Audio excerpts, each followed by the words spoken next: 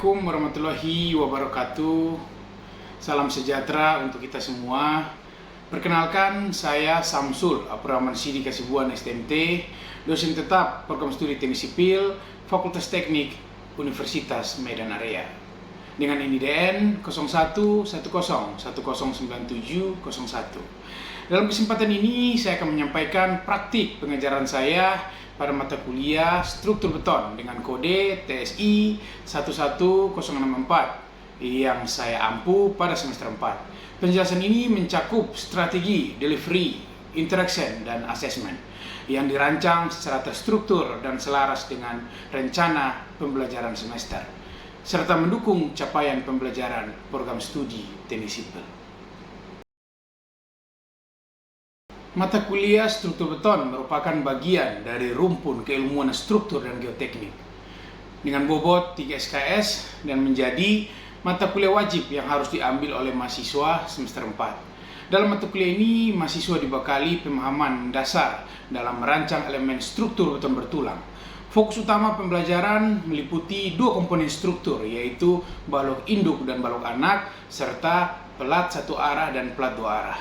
Seluruh perencanaan didasarkan pada Standar Nasional Indonesia, yaitu SNI 2847 tahun 2019. Dengan pendekatan metode kuat batas, materi mencakup perhitungan beban, analisis gaya dalam, kebutuhan, kekuatan, dan layanan, serta detailing tulangan sesuai standar desain. Struktur beton ini menjadi mata kuliah dasar sebelum mahasiswa melanjutkan ke struktur beton lanjut, sehingga penguasaannya menjadi kunci dalam membentuk kompetensi perencanaan struktur yang komprehensif.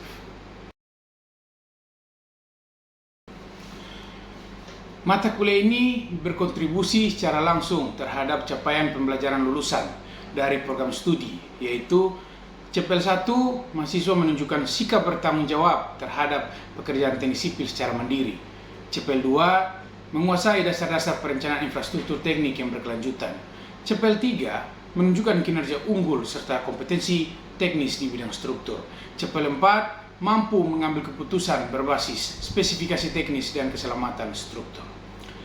Dari CPL tersebut diturunkan capaian pembelajaran mata kuliah, yaitu CPMK 1 mahasiswa mampu menunjukkan tanggung jawab terhadap pekerjaan teknik sipil. CPMK 2 mahasiswa mampu menguasai konsep desain balok dan pelat sesuai peraturan. CPMK 3, mahasiswa mampu menunjukkan kinerja unggul dalam menyelesaikan desain struktur. CPMK 4, mahasiswa mampu mengambil keputusan tepat berdasarkan peraturan teknis dan aspek keselamatan. Selanjutnya diturunkan ke sub CPMK yang terukur secara mingguan dan berbasis aktivitas. Sub CPMK 1, mahasiswa mampu menganalisis dan merancang balok induk dan balok anak secara konvensional. Sub CPMK 2, mahasiswa mampu menganalisis dan merancang pelat satu arah dan pelat dua arah secara konvensional. Sub CPMK ini menggunakan pendekatan taksonomi Bloom tingkat tinggi, yaitu kemampuan menganalisis C4 dan merancang C6, yang merupakan indikator penting untuk lulusan teknik sipil yang profesional. Strategi pengajaran saya mengacu pada pendekatan student centered learning yang menempatkan mahasiswa sebagai pusat aktivitas belajar. Metode yang saya terapkan antara lain problem based learning, di mana mahasiswa menyelesaikan kasus nyata desain struktur, misalnya desain plat lantai untuk bangunan bertingkat rendah. Project based learning, mahasiswa menghasilkan produk desain akhir seperti gambar detail tulangan balok dan juga plat. Cooperative learning dan peer teaching, diskusi dan presentasi kelompok secara bergiliran membentuk suasana kelas yang kolaboratif. Sebagai bagian dari pengayaan materi, saya juga mengintegrasikan hasil penelitian saya ke dalam pembelajaran. Misalnya, penelitian saya tentang studi eksperimental penggunaan limbah kulit pisang sebagai campuran beton ramah lingkungan. Ada juga penelitian saya tentang penggunaan sabut kelapa untuk meningkatkan kuat tekan beton. Kemudian evaluasi daktilitas balok dengan pendekatan campuran material inovatif, interaksi dengan mahasiswa saya fasilitasi melalui forum kelas tatap muka dan juga platform e-learning UMA, di mana mahasiswa bisa berdiskusi, bertanya, serta mengunggah tugas-tugas mereka. Sistem pembelajaran dijalankan secara tatap muka dan terintegrasi dengan sistem digital Universitas Medan Area, meliputi Learning UMA, media utama untuk membagikan materi, membuka forum diskusi, serta pengumpulan tugas. Ada Amadi, aplikasi mengajar dosen online, digunakan untuk pencatatan aktivitas dan presensi pengajaran. Kemudian ada SAIS, Sistem Informasi Akademik Terpadu untuk melihat KRS, nilai, dan informasi mahasiswa. Media yang saya gunakan dalam pengajaran, slide PowerPoint, interaktif dan simulasi hitungan di papan tulis, buku ajar struktur beton, karya saya sendiri sebagai referensi utama. Kemudian ada video penjelasan untuk memperkuat pemahaman mahasiswa terhadap konsep perancangan yang kompleks. Sistem penilaian dalam mata kuliah ini terdiri dari partisipasi aktif di kelas 10%, tugas individu dan kelompok 50%, ujian tengah semester atau UTS 15%, ujian akhir semester 20%. Penilaian dilakukan secara formatif dan sumatif, menggunakan rubrik analitik dan holistik, dengan indikator 1. Ketepatan analisis numerik, 2. Kerapian, perhitungan dan sistematika penulisan, 4. Kualitas argumentasi teknis, dan juga yang terakhir, ketepatan waktu pengumpulan tugas. Saya juga memberi umpan balik langsung atas hasil pekerjaan mahasiswa, baik melalui komentar tertulis maupun diskusi terbuka di kelas.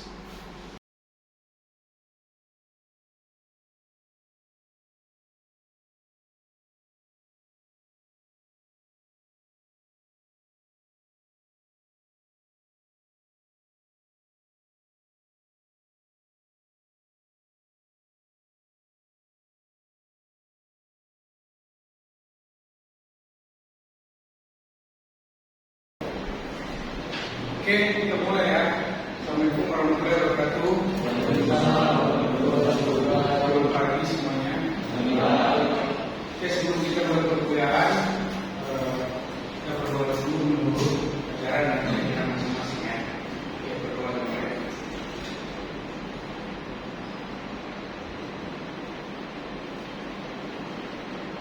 Berdoa selesai. Oke, jadi hari ini kita akan membahas, kita review lagi pertemuan awal, yaitu tentang bagaimana estimasi balok dan juga plan.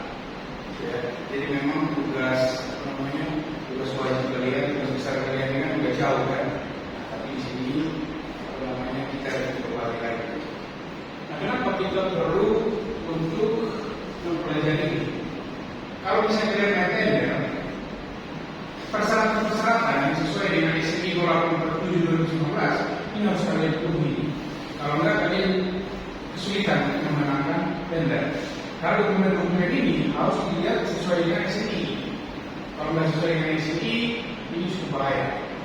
Nah, untuk balok sendiri banyak dijelaskan di pasal 9. Kemudian untuk pelat di pasal 8. Gitu ya. Nah, di sini kita belum bahas tentang kolom karena dalam SNI dia tidak mengatur tentang kolom. Kolom itu trial and error. Kalau kita di 1.000 itu kolom itu estimasinya trial and error. Jadi kolom kemungkinan besar bisa berubah. Misalnya balok menggunakan tinggi 400 kemudian lebar 200. Nah, kolom itu bisa berubah-ubah. Maka itu gunanya ada 1.000. Jadi misalnya kita buat kolom ini ukuran 500, lalu kita running, ternyata gagal, naik lagi menjadi 600, gagal lagi, naik menjadi 700. Jadi memang SNI itu tidak mengatur tentang kolom. Jadi sistemnya itu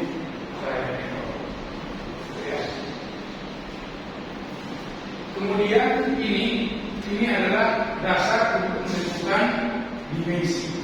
Kalian harus patuh pada ini.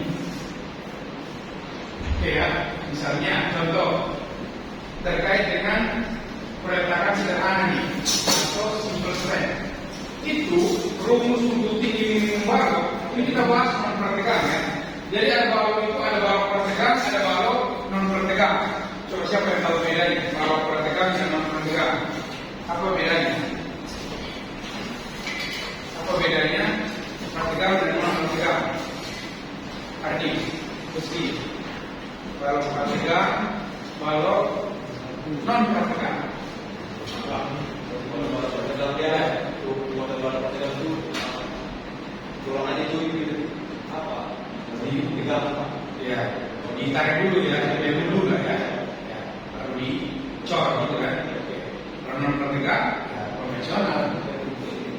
biasa aja lah ya kan. Oke, itulah dia bedanya. Nah, dalam hal ini kita membahas tentang non prategang. Nah, kalau untuk non prategang, maka ini rumusnya nih. Nah, ini kan sudah pernah saya bahas, kita tinggal mengulang aja. Contoh misalnya dalam sebuah DNA, kita akan mencari sebetulnya begini dia. Misalnya ini ada DNA nih, kayak gini ya. Ini kan DNA-nya sebuah ruangan kotak-kotak ini. Misalnya ini ukurannya ini 5, kemudian ini misalnya 4, lalu ini misalnya 3. Nah, untuk kita merancang balok yang ini, kita harus mengikuti tentang yang ini. Jadi kenyataannya itu setiap balok itu beda-beda dimensinya.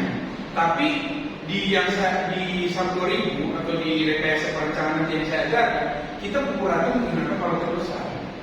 Contoh, balok terbesar ini kan 5 meter, maka rumusnya kan L per 16 kan, berarti H sama dengan L per 16. Nah, di sini 5 per 16. Coba berapa hasilnya? Coba bisa hitung. Ini dalam meter ya. Kalau dalam mili berarti 5.000. Oke, 5.000 bagi 16 berapa? Berapa dalam? Nah, 312,5 mili. Oke, maka lebarnya apa rumus lebar? 1/2 A kan? Oke, karena bukan terjadi besar nih. Kira-kira berapa nih? 100 berapa? Berapa? 1,25. Ini yang terjadi untuk balok ini. Berarti balok ini kalian harus menggunakan dimensinya itu, lebarnya ini segini 156, kemudian tingginya itu segini 312. Berbeda lagi di sini. Apa tujuannya? Nah, dia harus beda-beda kayak gini. Kalau seandainya kita ajarkan, ini kan masih lama nih. Kalau kita mau melakukan perbagian-bagian, tapi yang terjadi di lapangan, kalau untuk keuntungan, kita harus begitu. Contoh misalnya kita pukul rata nih, di sini kita menggunakan ini. Padahal di sini dia kan kecil, ya, tapi kita pukul rata. Nah, sekali ya. Padahal di sini harusnya bisa menggunakan 200 kali 100. Kita malah menggunakan 312. Kita rugi 100 mili, ya kan?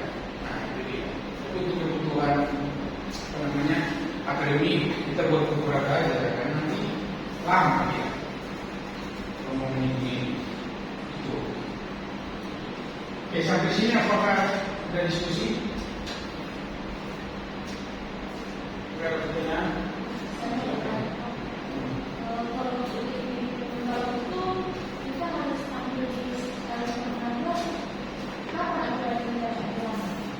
Oke, jadi pertanyaannya adalah kapan aturan ini dapat dilanggar ya?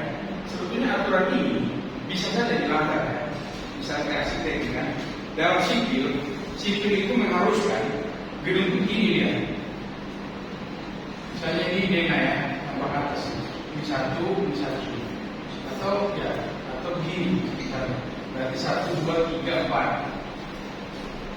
Nah, 4 ke kanan, 4 ke lebar, 4 ke panjang. Nah, ini sebetulnya sipil yang mau kalau berdasarkan keamanan, ini yang disarankan oleh seni.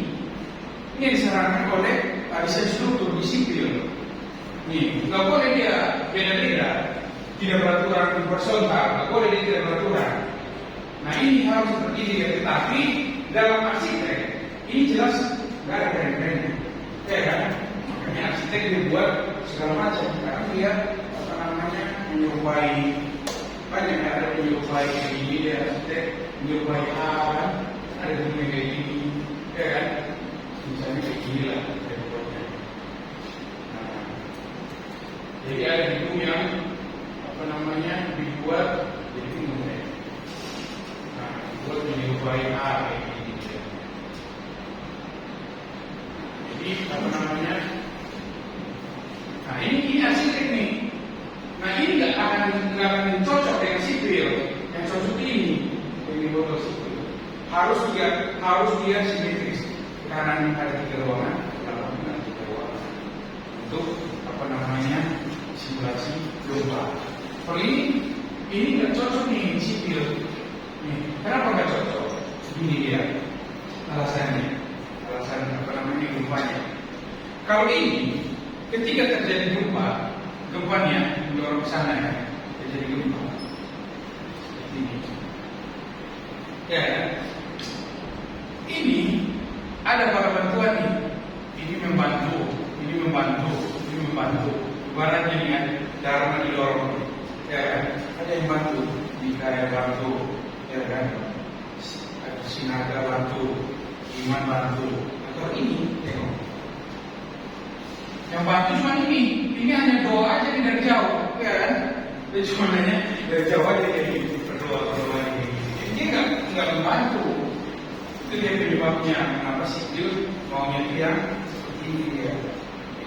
Banyak yang bantu ini, 1, 2, 3, 4. Sedangkan ini yang bantu cuma ini jauh nih. Oke lah dia bantu, tapi berapa kekuatan dia ini? Kalau panjang tangannya ya kan? Kalau panjang dia nggak begitu signifikan membantu. Satu, kemudian ini juga banyak jaraknya, banyak kosong. Sehingga ini berpotensi kolaps, berpotensi gagal. Itulah mengapa itu rekomendasinya kayak ini. Begitu juga dengan tinggi minimum balok, dengan apa namanya dimensi balok.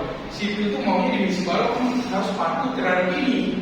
Ini menurut penelitian, ini dipastikan aman. Nih, dipastikan aman baloknya. Dan ini saya buktikan sendiri nih.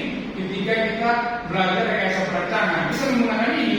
Rata-rata misalnya saya bagi menjadi 15 kelompok, 15 ini aman semua baloknya. Yang terjadi, saya belum pernah coba ketika di bawah ini. Tetapi bisa saja di bawah ini aman. Bisa saja. Ya, nah, jadi memang apa namanya boleh digunakan di bawah ini, tetapi harus kontrol subdurinya, kontrol numeriknya. Nah, kalau subduri atau numeriknya bilang nggak aman, ya seperti itu nggak bisa dipakai. Nah, itulah terjadi apa namanya pertempuran atau perkelahian atau bacok lah ya, arsitek sama sipil. Itu kan kayak gini. Menurut sipil hitungannya nggak sesuai, tapi menurut arsitek untuk estetika itu mungkin dia menggunakan balok yang lebih minim. Jadi memang boleh saja iman itu digunakan, tetapi memang harus dicek lagi apa namanya analisis numeriknya dengan subduri muka, ya, dengan hitungan dan aktivitas. Ya, gimana?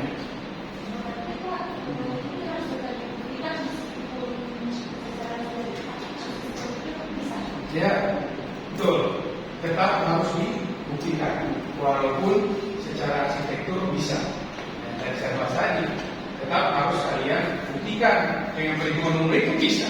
Ada perhitungan numerik tentang refleksi atau lelusan. Nanti akan kita bahas di rekayasa perancangan. Akan saya bahas lebih detail. Kapan ini harus dilakukan, kapan ini tidak dilakukan, atau bahkan kita akan buat simulasi. Akan ada satu kelompok yang dia desain melanggar aturan sendiri. Misalnya saya bagi menjadi 10 kelompok kan, 9 kelompok patuh pada ini, atau 5 kelompok patuh pada ini, 5 kelompoknya kita coba nggak patuh, atau melenceng dari ini. Nah, nanti bisa kita coba boleh itu simulasi. Ini juga saya lakukan. Saya sarankan kepada mahasiswa ketika merancang menggunakan ini. Tetapi ada beberapa kelompok yang kita buat tidak beraturan seperti ini. Ini disebut tidak beraturan horizontal. Ini kan arah sumbu X, ini sumbu Y. Ini berarti tidak beraturan. Sumbu Y-nya 4, sumbu X-nya cuma 2 ruangan. Itu disebut tidak beraturan horizontal. Kalau tidak beraturan vertikal yang mana? Misalnya, jadi ini tingginya 3 meter. Itu biasanya di Burj Khalifa. Itu tidak beraturan vertikal. Dia kan macam apa namanya? Burj Khalifa kan dia macam kayak gini kan? Apa namanya? Kan kayak gini ya. Kalau nggak salah kan? Sorry. Inilah. Ini namanya tidak beraturan vertikal. Ini tidak beraturan vertikal. Ini mungkin tingginya cuma 10 meter. Ini mungkin 20. Ini mungkin 40. Nah, ini disebut tidak beraturan vertikal. Kalau sumbu X dan Y yang berbeda, maka ini namanya tidak beraturan horizontal. Ini Jadi kalau kalian baca di riset-riset ini yang paling dicari nih, simulasi yang kayak ini yang paling dicari. Ini kan udah biasa di konvensional. Ini dia. Orang melihat bagaimana perilaku gedung ketika dia tidak beraturan. Apakah aman atau tidak? Nah, jika tidak aman, inilah mau dicari solusi supaya aman. Itu dia. Oke, sampai sini ada pertanyaan? Sampai selesai Pak. Itu kan Pak bilang tadi kan kalau balok. Ya, jadi tulangannya itu berarti tulangan baloknya nggak ada Pak? Iya. Jadi kan tanpa balok kan? Iya, tanpa balok tulang balok nggak ada. Berarti tulangan tadi itu di jalan ya, kalau cuma satu aja. Atau cuma cornya jadi gitu. Jadi dia langsung bertumbuhnya ke kolom.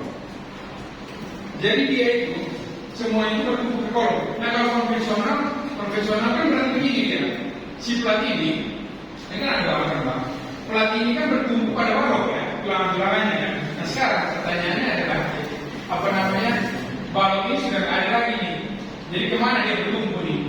Dia hantam terus, bang, disambung dengan bentuk dari sini, angkat terus sana. Misalnya ini yang ini kan bang, dipasang lagi tulangan-tulangan, terus dia bang sampai sini, sampai tujuh. Nanti tinggal dikaitkan. Jadi dia nggak bertumbuh kayak balok lagi, dia langsung dari tujuh. Berarti itu tulangannya itu Pak, dia tetap aja Pak, kembali kalau ditambahkan lagi. Oh itu dari hasil perhitungan. Kalau ketebalannya berbeda. Ketebalan dari plat konvensional misalnya 125 nih. Ketebalan dari flash lab itu 140. Tebalnya berbeda nih bang.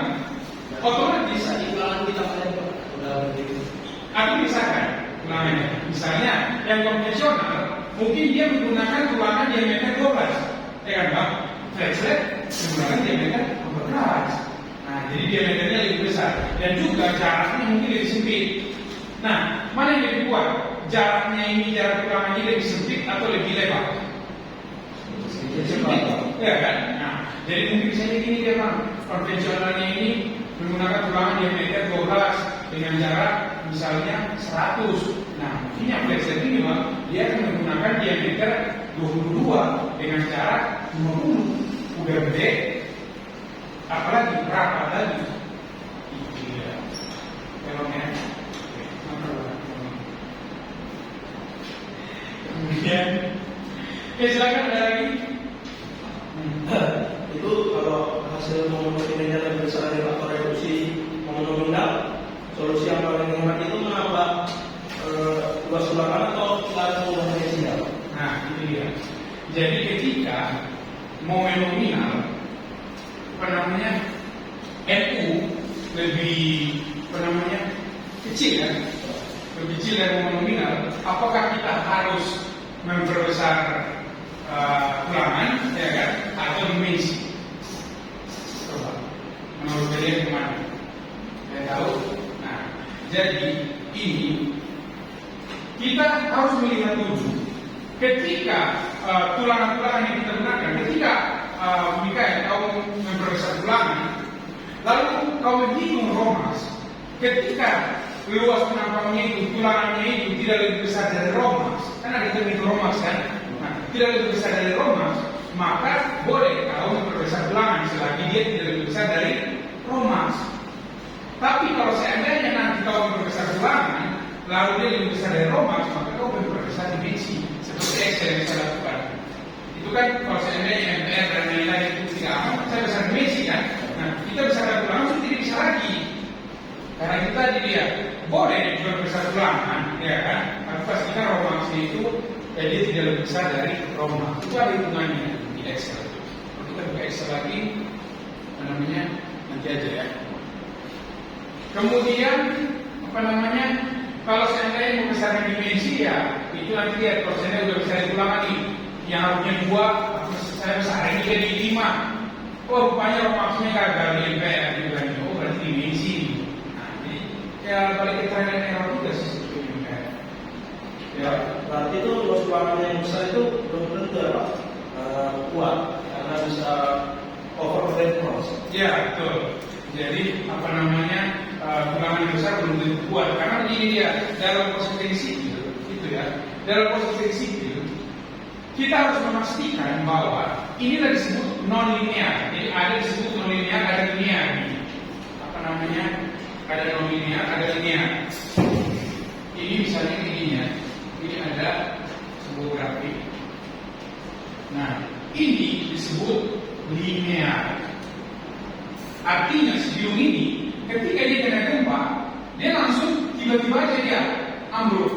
Nah, tetapi konsep yang diusulkan teknik sipil itu adalah konsep non-linear, yaitu seperti ini ya. Nah, ini disebut non-linear. Inilah yang tadi konsepnya dari tadi, bahwa kita harus bisa memastikan gedung kita itu non-linear. Kalau dari grafik ini, siapa yang bisa menemukan narasi? Paham nggak mengenai grafik ini? Jadi ketika gedung terkena gempa, itu dia bisa terkena gempa, dia langsung tiba-tiba merek-merek ambruk. Tapi kalau ini dia merek dia tahan dulu pelan-pelan ambruk. Itu dari konsep yang tadi itu disampaikan oleh Mika. Inilah yang terjadi nih, apa namanya, non-linear ini. Jadi kita harus bisa memastikan gedung kita non-linear.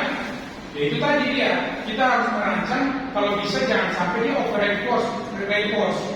Nah itu ulangannya kita besar-besarkan sampai melebihi dia, karena over begini yang terjadi.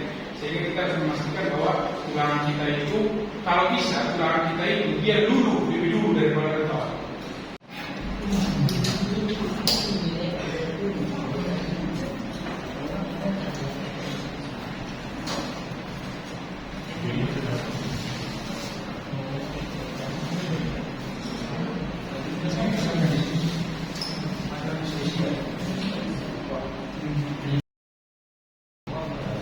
Bawah di soal diketahui kurang lebih 340 meter, 540 meter, AC-nya diameter 3, 9 meter, dan diameter 3 juga ruangan 3 dan diameter 9 meter.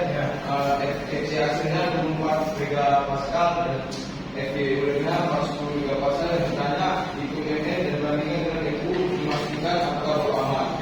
Sesuai yang kami cari, kami sudah mencari pengerjaannya itu modul kita untuk DL beban mati 0,57 inasi atau per meter kuadrat.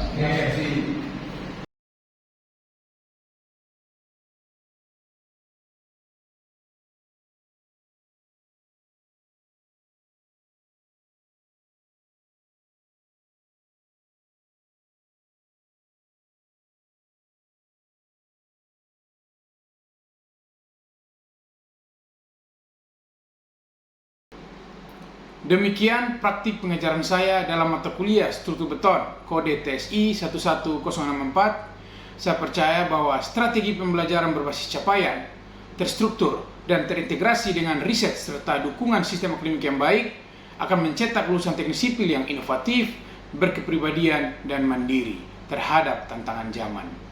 Terima kasih atas perhatian Bapak Ibu Asesor. Wassalamualaikum warahmatullahi wabarakatuh.